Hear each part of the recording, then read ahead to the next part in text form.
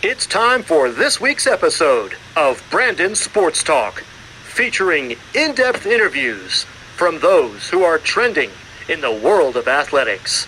And now, here's the host of Brandon Sports Talk, Brandon Pate.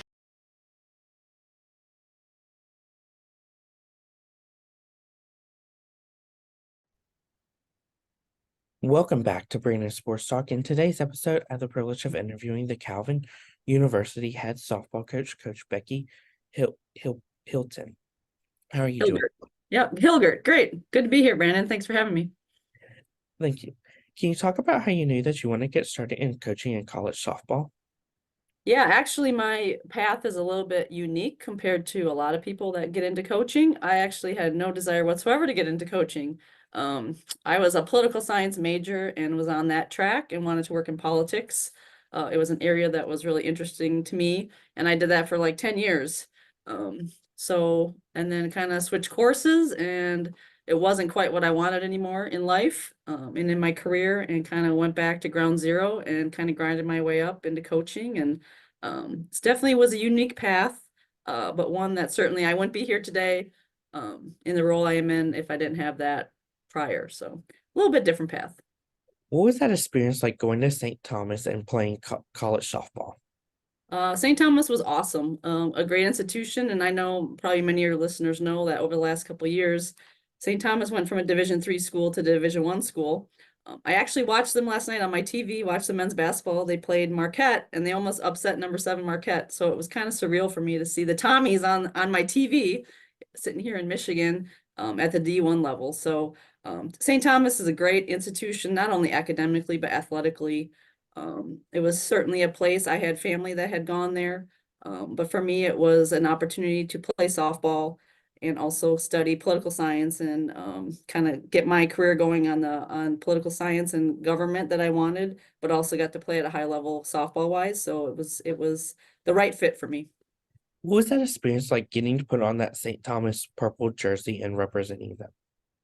It was awesome. I mean, just to be playing at the next level is kind of a dream come true. You work so hard through your youth and travel and high school, and then to actually be at the highest level, really, to get out there with other great players. A lot of my teammates were people I competed with against in either travel or high school. So then now to be on the same team together, kind of fighting for that same goal, it was a pretty awesome experience. Of course, what was that experience like for you getting to go to the College World Series as a player? Once in a lifetime. Uh, the College World Series is, obviously the ultimate goal that you want to get to. And we had been close every year, actually. I had been there. We had been in the regionals and had been knocking on the door. And then my senior year, we won the school's first regional championship, the program's first regional championship, and then got to go to the College World Series. And just truly an unbelievable experience. And we actually won the first game. So you have 8 teams at the College World Series. You win that first game, and you're like, oh my gosh, we actually have a chance to win a national championship here. Like we're getting a step closer to getting there. Unfortunately, we fell a little bit short, finished fifth, but totally an unbelievable experience. Of course, after your college time, what was it like getting into coaching and coming to Calvin to become an assistant coach? Yeah, so I've been at Calvin now 8 years as the head coach, and then I was the assistant coach for 3 years prior to that. So I can't even believe I'm saying that I've been here 11 years.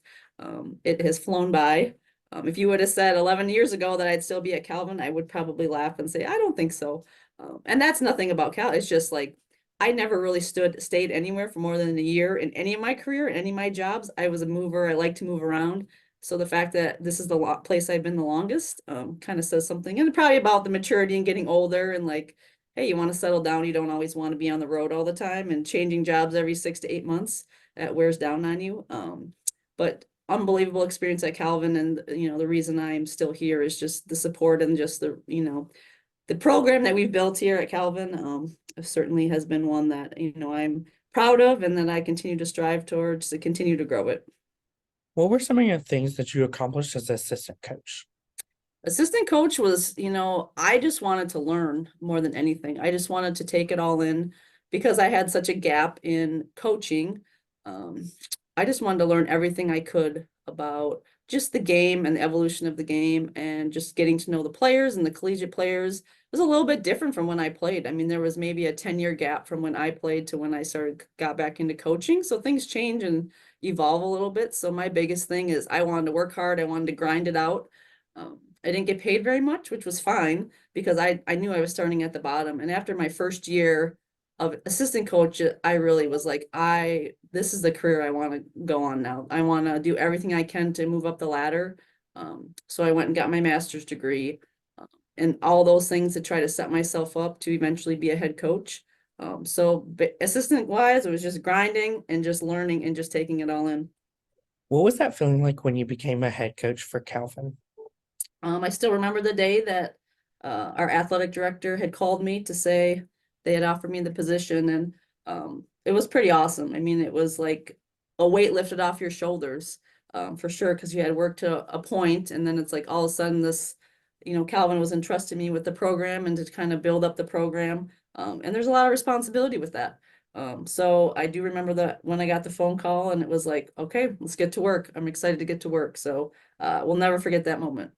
Of course, what was that feeling like the first time you got to step onto that softball field as a head coach? Very nerve-wracking, right? You're at the, I remember the day at the field very early. It's the first game, just trying to like, you're soaking it all in and it's just like, okay, we're in the big time now. So, just try to enjoy all the moments that I could, and soak it all in, but also just, I hope that the players had the best experience and try not to ever make it about me and that like, this was my first coaching experience. It was like, hey, we're out here, let's go win it. Let's go win a ball game. So, I do remember that. We actually played in Northern Michigan in a dome, the very first game I ever coached up in the Marquette Dome. And our pitcher threw a no-hitter the very first game.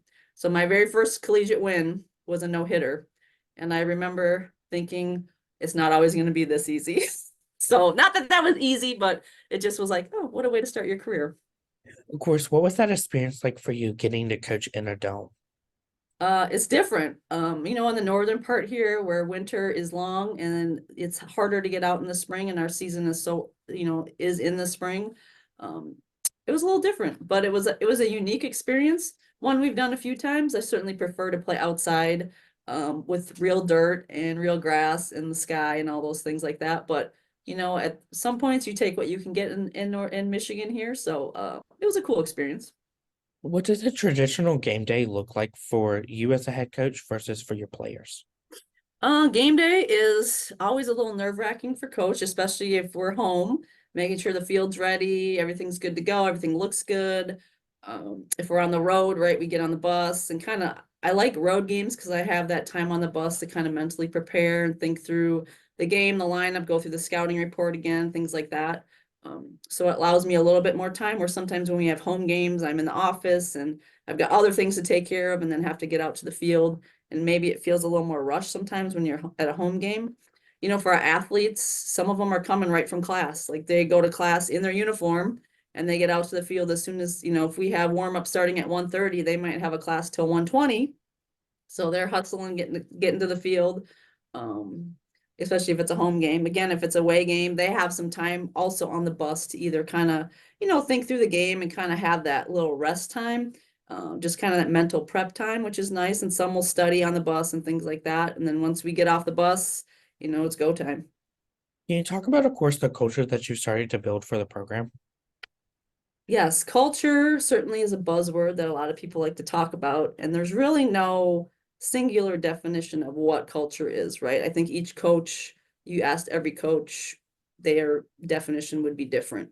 And I know the way you build culture is a little bit with consistency, right? So I think you see programs that if they have turnover in coaching, it's hard to really build a consistent culture because everybody's different and everyone's thinks that word is different and built that differently, right? So honestly, for us, it took about 4 or 5 years to really get to a culture that I wanted to build. And culture, it takes time.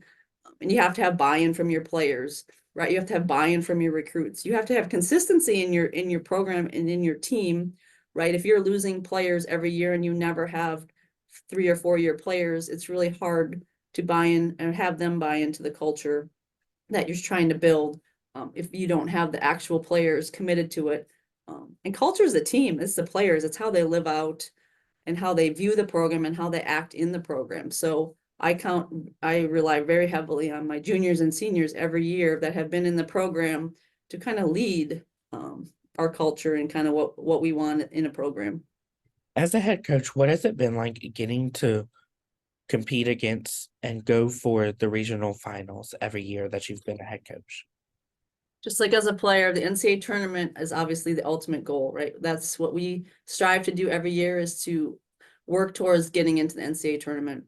And it's just a totally different experience in the regular season, right? Everybody has a clean slate, everybody's good, and anyone can beat anyone. And that's what I love the most about it, about being in the NCAA tournament, is really like you basically are guaranteed 2 games. And after that, if you lose 2, you're done, right? So everyone's kind of on that level playing field. And I like that underdog role of like, hey, you can take us lightly, and then, in the NCAA tournament is really where we want to turn it on. And we've beat some teams we probably shouldn't have beaten in some of the NCAA tournaments. We've had some amazing comeback wins. And it's just a totally different experience. I mean, the regular season is great, but there's just something about being in the NCAA tournament that until you get there, until you really experience it, it's hard to describe it to a lot of people. Who are some of the teams in your conference that you compete against each week? Yep. So we are in the MIAA, which is the Michigan Intercollegiate Athletic Association, one of the top softball conferences in the country by far. We actually have the national champion, Trine University, is in our conference. They won the national championship last year. So right there, you got a national championship in our conference. So you'd say that we're a pretty good conference. And then Hope, who is a big rival of ours, right? The Calvin Hope rivalry expands decades upon decades. So that's always somebody that is a game people circle on the calendar every year. Alma is a program that has had a coach that's been there for 35 years. He's a Hall of Fame coach. They've been to the World Series. They've been to multiple regionals. So they always provide a nice test for us. But honestly, we have some great young coaches in our conference that have really improved their programs and brought some stability. So, programs like Adrian and Kalamazoo, St. Mary's, Albion, Olivet. It's a good conference. As a head coach, what are some of the things that you look at in those prospective student athletes when out on the road recruiting them? Yeah, the recruiting is really interesting. I think one thing for sure is, we want athletes and we want players that actually can play softball. So a little bit of talent helps, but it's not only a talent thing, right? We want to find athletes that not only match up to what we want to do as a program and the kind of players we want, but also will have an academic fit to Calvin, right? Calvin is a very good academic institution. So they'll be challenged here academically. So we want players that want to accept that challenge and that can thrive here, not only athletically, but academically. We'll recruit positions, but we also want to recruit the kind of player they are, right? Do they throw their bat when they strike out, or do they run to the dugout? Right? Are they afraid to make mistakes? Do they have bad body language? I mean, really, we just kind of watch the player and just think like, is that someone that looks like would fit in our program? And I tell you, look, sometime, will make me check someone off the list or really circle on the list if I think, wow, that kid's got some swag, or I can tell that kid likes to compete. Or I don't know, that person doesn't look like she really wants to be here. So is that someone that really wants to play at the next level, right? So it's more than just skill wise, it's kind of that full package. As a head coach, what is it like seeing your freshmen put on that uniform for the first time and your seniors putting it on for the last time? For the freshmen, it is fun. So we do a little thing in the fall. We call it the maroon and gold scrimmage, kind of our first inter squad scrimmage, and we get out the uniforms, the actual uniforms for them to put on in the fall. So they come practice that morning. We have the uniforms hanging out in the dugout, and they kind of get to see their number for the first time and put that jersey on for the first time. And they're like, this is cool, right? This is cool. Like, I like this. So that's always cool experience in the fall for the freshmen to put the jersey on for the first time. And for the seniors, it's just like, I try to enjoy every day that they're out on the field, because I know that time that they're out there is slowly coming to the end. And for them, I just want them to enjoy every moment that they have and leave nothing on the field, leave nothing behind, just like go all out, right? Just leave it all on the field. And that's really what I preach to them, and, just enjoy all the moments. What is it like seeing your seniors go on and playing professional softball after their playing career? It's cool to see just the growth of softball in general. And I think, I would credit ESPN partly for that because they put the Women's College World Series on, right? And I heard somebody last night say, if you don't show it, you can't grow it, right? So ESPN showing these unbelievable women athletes, right, competing softball has grown the game so much. I think last year in the championship, about 2.3 million people watched the College World Series championship, which is unbelievable. So I think just having softball shown on TV has grown our game so much, just from the little ones all the way up, like, hey, I want to be that someday. I want to be that someday. And now we have, the Athletes Unlimited League, where and ESPN and other networks are carrying those games, and they're seeing some of these great softball athletes in college now going playing professionally. And I think it's been huge for our game. What are some of your future plans for Calvin moving forward? Each year we're still trying to climb the ladder. We're trying to, compete again, be a NCAA team every year. We want to compete in the top of our conference, and we want to get to that next step in the regionals, right? We want to get to a super regional. We want to try to get to a College World Series. I mean, those are things that I certainly would love for this program, but we just start from the ground up, and we just, I just have to get players in here that believe in that vision and want that vision, and I think we do. And we just keep working hard, and I just want to keep growing, but also continue this culture that we've had and this great experience that we've been able to provide our student athletes. That's very important to me, and I just want to continue that. What advice would you give those college softball players out there looking to go play in professionally for Athletes Unlimited? Just keep working hard, right? Work hard, just grind is the biggest thing. You don't have to play Division I to be at the highest level, I think.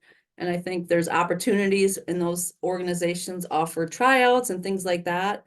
And sometimes it's a lot of who you know, and sending video and sending things like that, and just kind of making your mark. I know we've had some Division III players play professionally in different leagues. Trine's had a few players that have played professionally. Not in Athletes Unlimited, but some other leagues that have come up. And I think anytime those opportunities present themselves, if that's something that you have a goal for, it's got to go try to find a way to make it happen. What advice would you give those players that are looking to get into coaching after their playing career? Don't be afraid to work hard, that's for sure. And you're going to have to probably start from the ground up. And I know a lot of the players, former players, and I actually have on my staff 4 former players that are now my assistant coaches. So, and you got to start at the bottom, right? You might be a grad assistant, getting your master's, coaching, working long hours. You can't be afraid of long hours. You can't be afraid of low pay, because that's going to be the start. If you want to start in college coaching, you might have to be a volunteer for a year or two. I was a volunteer at the high school level for several years, but I knew I needed that experience in order to climb the ladder. So I think they have the expectation of, like, I'm going to have to grind it out for a few years and work hard and try to figure out any opportunity, and just whoever I'm working for, what else do you need from me? What else can I do? And learn all aspects of the game, not only coaching on the field, but learn recruiting, right? Learn the behind the scenes, learn kind of the game ops side of things. So the more well-rounded you are, learn, even if maybe you're a catcher or a pitcher in college and you want to coach, well, you got to learn outfield, right? You got to learn how to teach outfield. My first year as an assistant coach, the head coach said, hey, you're in charge of the outfielders. And I was like, okay. And I was an infielder. So I studied, I looked online, I found drills, I found any videos, anything I could to teach myself how to coach outfield. So I think, any young coach can't be afraid to learn, try new things. Don't be afraid to fail. You'll fail multiple times. I fail all the time as a head coach, right? I think those are the biggest things for those young coaches moving up. What advice would you give those head coaches out there looking to build their own program and build their own legacy? I'd say the same thing. I think the biggest thing is you can't be afraid to fail. You can't be afraid to try new things, but also you have to be content with building a program, and saying no to people sometimes. I know the hardest thing for me to learn when you go from an assistant to a head coach, now the buck stops with you, right? You've got to make all the decisions, and you have to live with all those decisions. And sometimes you'll make the right decisions, and sometimes you'll make the wrong decisions, but that's okay, right? But you have to understand that you have to be the decision maker in process and be okay with that. And it's like, if this is what I believe in, this is what I'm going to do. And I'm okay with that. And other people might not agree with you, but you are the head of the program. So you have to, find that it's all right. I can make this decision. I can be okay with this. If it's something you truly believe in. That's great advice. Where can my listeners find you on social media along with the Calvin softball program? Well, my personal, I've got Twitter and Instagram. It's just at Becky Hilgert, BeckyHilgert. And also our Calvin softball is on Twitter, Calvin softball, at Calvin softball. Same with Instagram, at Calvin softball. I guess it's called X now, not Twitter, but I'm still always going to call it Twitter. Sorry, Elon Musk, but I'm just doing that. So yeah, Calvin softball, our season starts. We get practice starting the end of January, and we'll be competing the first week of March down in Florida, and our schedule's online, and we'll love your listeners to follow along and follow us on social media. Thank you again, Coach Becky Hilton, for your interview, and best luck in your future at Calvin for the head softball coach. Thanks, Brandon. Appreciate you having me today. You can find Brandon Sports Talk on Instagram at Brandon Sports Talk, Twitter at Talk_Brandon, and you can find me on YouTube at Brandon Sports Talk. Don't forget to like, comment, and subscribe. Thank you again, Coach Becky, for your interview, and best luck in your future. Thank you. You've been watching Brandon Sports Talk. Please feel free to like, share, and subscribe to Brandon Sports Talk on social media and on YouTube.